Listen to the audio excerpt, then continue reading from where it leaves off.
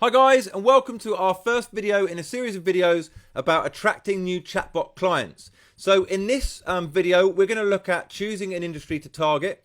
And to begin with, I want to talk about why it's wise to stick to one industry initially. Now, there are a couple of reasons for this, but perhaps the most obvious one is to cut down on your workload. So now I'm sure none of us mind working hard, but it's always better to work smart than hard. Because if you do that, you can get an awful lot more done. So if we focus on one industry, then all we need to do is build a bot or adapt a bot from one of our templates for a specific industry. And what you can then do is resell that one bot to multiple different companies. If you're speaking to companies that all operate in different industries, then you're going to need to build or adapt a bot from one of our templates for each of those customers, which means you're working harder than you are smart. So if you focus on one industry, you build a bot. Now, when you demo that bot to people, all you need to change is a few details like company name, etc. But the rest of the bot you can keep. So when you're demoing, it's very easy just to churn out demo bots to show people. Now, when you take clients on board, there's going to be some kind of personalization, not just in terms of name, address, email, other contact details, but also in terms of the functionality of the bot. So if you've got two companies that work in the same industry, it may well be that 80 to 90% of the bot can stay the same, but they do want 10 to 20% of the bot different. So there's going to be small little edits to make. It may well be that they want to collect slightly different bits of data, or there's something that they don't offer that another company do. But by just changing 10 to 20% of the bot each time, your workload is cut down. If you're having to build new bots from the beginning every time, then you have to understand what they're looking to do. You've got to work out how you want to build the bot, which, listen, the more you do this, that really isn't a problem. But we're talking about when you're just starting out. We're talking about the path of least resistance for somebody who is just getting into chatbots. Once you've built confidence and you've got a bit more experience, you can do what you want. But I'm providing you with the easiest, best way to get started. So for me, focusing on one industry so that you don't have to keep building bots is the wisest decision at that stage. So what other reasons might there be? So another one would be confidence and experience.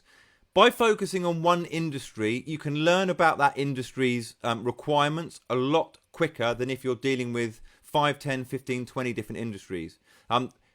Like if we take an industry, I don't know. Let's just. I mean, I use this as an example, and we're gonna have a look at some different examples soon. But I have to draw on my own experiences. And the first bots that I sold, I was selling to gyms, and when I was speaking to my first gym, they're always going to sort of bring questions up. You know, they're going to ask questions about what about this? What about this? Does it solve this? How does this work? And when I first spoke to somebody, about 50% of the questions I couldn't answer on the spot, which knocked my confidence a bit. So the other benefit about doing this is every time you speak to a new company in that same industry, you're building your knowledge, and knowledge builds confidence. So although perhaps the first person I spoke to, there were 50% of the questions that I couldn't answer there and then I made a note of those. And when I was away back at home in my office, I was able to sit down and think about how I would answer those questions, you know, with a little bit more time to think about it. So next time I speak to a company, if they bring those questions up, I've got the answers there just to bang out. So not only can I answer very quickly, which builds my confidence, it also builds their confidence in who I am and that I'm a specialist in this industry. So there's a number of reasons why sticking to one industry really will benefit you. Also, the other thing about learning more about how those industries operate is when you're talking to people and trying to drum up interest from them, if they feel that you understand their industry, then they feel that the bot you've built is going to be built in such a way that it works for that industry. You're not just trying to chuck any old bot out there. You're a bit of a specialist. So we're all going to be different, but I really feel that it is in your best interests to start out by focusing on one industry and becoming a bit of an expert in that chosen industry. And we're going to come on to that in just a few bullet points time. But guys, I'm actually going to leave that for this video because we're on 5 minutes now. And I did say I wanted to keep these videos as short as possible. The next video might cover all of the next 3 points. I'm not sure. I'll see how I get on. But I hope that all makes sense, and I look forward to seeing you on the next video.